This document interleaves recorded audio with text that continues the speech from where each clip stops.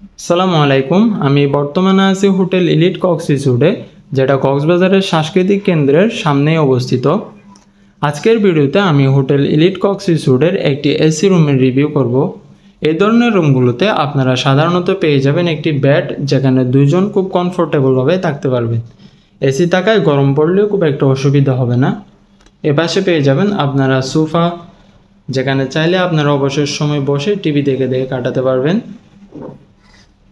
এপাশে এসি রয়েছে এবং রয়েছে একটি ওয়ারড্রোব, যেখানে আপনাদের কাপড় চোপড়গুলো রাখতে পারবেন।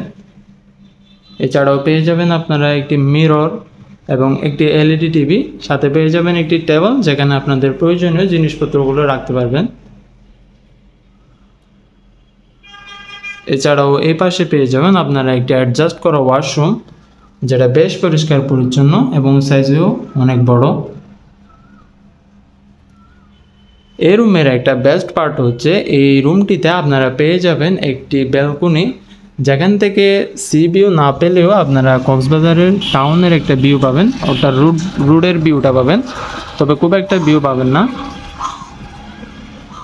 সো যারা এইবারের ঈদে এই ধরনের সিঙ্গেল বেড বিশিষ্ট এসি রুমগুলো বুকিং করতে চান, আপনারা আমাদের স্ক্রিনে দেওয়া রিজার্ভেশন নাম্বারে কল দিয়ে এই ধরনের রুমগুলো সরাসরি বুকিং করতে পারবেন। ইনশাল্লাহ আমরা কম দামে আপনাদের ভালো রুমগুলাই প্রোভাইড করব।